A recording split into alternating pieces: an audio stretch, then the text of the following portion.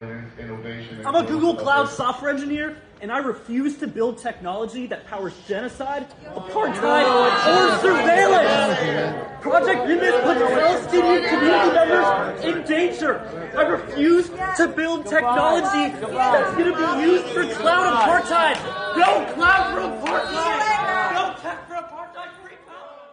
4 मार्च 2024 को अमेरिका में गूगल के मैनेजिंग डायरेक्टर बराए इसराइल बराक रजब इसराइली टेक इंडस्ट्रीज को फ़रोग देने वाली एक कॉन्फ्रेंस से खिताब कर रहे होते हैं, जिसके दौरान सामीन में से एक रुकन एहतजाजी तौर पर खड़ा हो जाता है और कहता है कि मैं गूगल सॉफ्टवेयर इंजीनियर हूं, मैं ऐसी किसी भी टेक्नोलॉजी को बनाने से इनकार करता हूं जो नस्ल परस्ती, नस्ल कशी और सर्वेलेंस को फरोग देती है। टेक्नोलॉजी का काम नस्ल परस्ती करना नहीं होता। चुनांचे इस 23 साल सॉफ्टवेयर इंजीनियर जिसका नाम वाइट हैटफील्ड होता है, उसको फौरी तौर पर उस हॉल से बाहर निकाल दिया जाता है। अगरचे वाइट हैटफील्ड नामी ये शख्स गूगल के अंदर चलने वाली एक ऐसी तहरीक का हिस्सा होता है जो कि गूगल कंपनी को एक मुआहदे से दस्तबरदार होने पर जोर दे रहा होता है। ये वो मुआहदा होता है जो कि गूगल ने इसराइल के साथ किया होता है और जिसे प्रोजेक्ट निम्बस कहा जाता है। इस प्रोजेक्ट के बारे में तफसील जानने के लिए हमें तारीख में पीछे चलना पड़ेगा।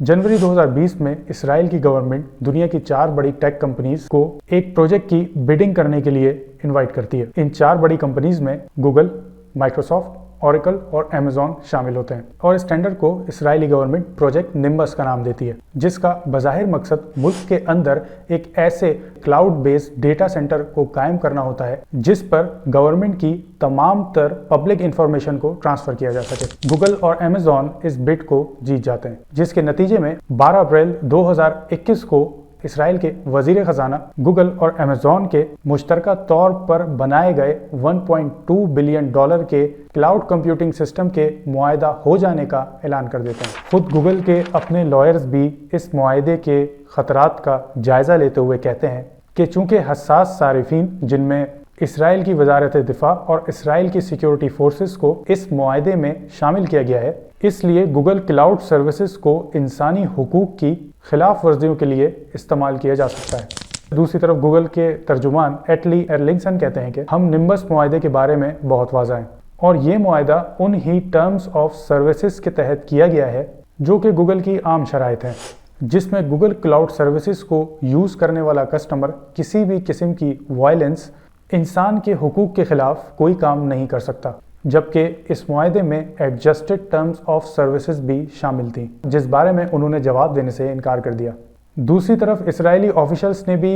इन एडजस्टेड टर्म्स को कॉन्फिडेंशियल बताकर किसी भी किस्म की अशात से मना कर दिया। इसके सिर्फ एक साल बाद 4 जुलाई 2022 को दी इंटरसेप्ट नामी एक प्लेटफॉर्म एक आर्टिकल पब्लिश करता है जिसमें वो एक ऐसे डॉक्यूमेंट को भी पब्लिश करता है जिसके मुताबिक गूगल इसराइली हुकूमत को अपने क्लाउड प्लेटफॉर्म के जरिए AI टूल्स की मुकम्मल फराहमी करेगा। दस्तावेज से पता चलता है कि नया क्लाउड प्लेटफॉर्म इसराइल को चेहरों की शनाख्त, तस्वीरों की दर्जाबंदी, ऑब्जेक्ट ट्रैकिंग, यहाँ तक के शक्ल में मौजूद किसी भी किस्म के जज्बात के तज्जिए की सलाहियत भी फराहम करता है, जो कि तस्वीरों, तहरीरों और तकरीरों में जज्बाती मवाद का पता लगाने में मौसर साबित हो सकता है। इसमें विजन API के नाम से भी एक प्रोग्रामिंग इंटरफेस मौजूद है जो किसी भी किस्म की निगरानी के लिए बहुत मुफीद है और इसके जरिए की गई तस्वीरों के तज्जिए फौज और सिक्योरिटी के लिए कुदरती तौर पर मौसर है। ऑब्जेक्ट्स की शनाख्त हदफ बनाने के लिए बहुत मुफीद है, लेकिन किसी भी गलती या एरर की सूरत में गलत हदफ को निशाना बनाने का बाइस भी बन सकते हैं। इस डॉक्यूमेंट में बयान करदा बहुत सी सलाहियतें इसराइल में मौजूद लोगों की निगरानी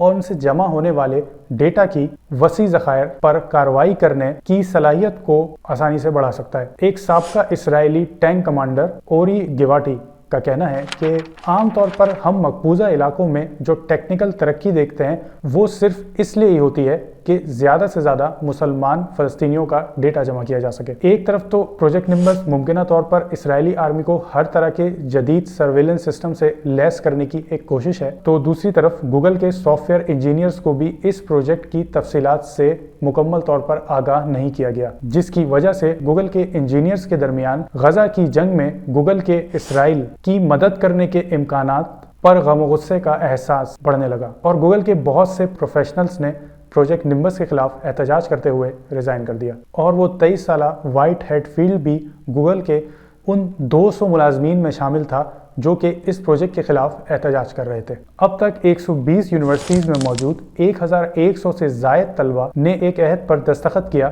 کہ وہ گوگل یا امیزون میں اس وقت تک ملازمت نہیں کریں گے جب تک یہ کمپنیاں پروجیکٹ نمبس میں اپنی شمولیت کو ختم نہیں کر دیتی۔ بظاہر تو گوگل کے ساتھ کیا گیا یہ معاہدہ فائنانس، ہیلتھ، ٹرانسپورٹ اور ایجوکیشن سے متعلق ڈیٹا کو کلاؤڈ پلیٹ فارم پہ ٹرانسفر کر کے ورک لوڈ کو کم کرنا تھا، لیکن ٹیک کمپنیز کو اس معاہدے کے تحت اسرائیلی حکومت کے کسی خاص ادارے کی خدمت سے انکار کرنے کا حق حاصل نہیں تھا، اور وہ ادارہ اسرائیل ڈیفنس فورس یعنی IDF تھا۔ اسرائیل ڈیفنس فورس کے لیفٹیننٹ اویف کوہافی کا کہنا ہے کہ یہ AI ٹولز اتنے پاورفل اور فاسٹ ہیں کہ غزہ میں ایک دن میں 100 بمباری کے اہداف کو ڈائیگنوز کر کے تیار کر سکتے ہیں، جبکہ اگر انسان ان اہداف کا ڈائیگنوز کرنے لگے تو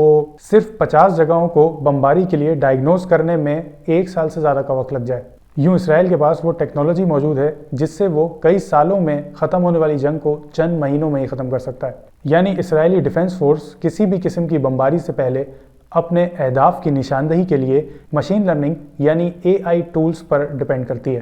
اور سسٹم میں موجود ایرر یا اس سسٹم کے صحیح طور پر کام نہ کرنے کی وجہ سے اسرائیلی فورسز نے ایسے اور بہت سے اہداف پر بمباری کر چکی ہے جو کہ کسی بھی قسم کی ملیٹنٹ ایکٹیویٹی میں انوالو ہی نہیں تھے، اور یہ اسی AI ٹول کی ناقص کارکردگی تھی جس کی وجہ سے اسرائیلی فورسز نے دانستہ یا غیر دانستہ طور پر 200 سے زائد اسکولوں پر بمباری کی اور 94 ہاسپٹلز کو مکمل طور پر تباہ کر دیا۔ یہ اسی AI ٹول کی ناقص کارکردگی کا نتیجہ تھا جس نے عام فلسطینیوں کو ٹیررسٹ قرار دے دیا، اور اس طرح وہ اسرائیلی گولہ باری کا نشانہ بن گئے، اور UN کی رپورٹ کے مطابق اب تک 45,000 معصوم فلسطینی اسرائیلی فورسز کے ہاتھوں شہید ہو چکے ہیں۔ فروری 2024 میں پروجیکٹ نمبس کی ایک کانفرنس میں اسرائیلی سائبر ڈائریکٹر اس بات کی تائید کرتے ہوئے نظر آتے ہیں کہ کس طرح اس معاہدے سے حماس کے خلاف اسرائیل کو طاقت بڑھانے میں مدد حاصل ہوئی۔ نمبس پبلک کلاؤڈ کی وجہ سے جنگ میں غیر معمولی چیزیں رونما ہو رہی ہیں، ایسی چیزیں جو بہت تھوڑے سے وقت میں ہی ہماری فتح کا باعث بن گئی۔ اسرائیل کے سائبر ڈائریکٹر کا یہ بیان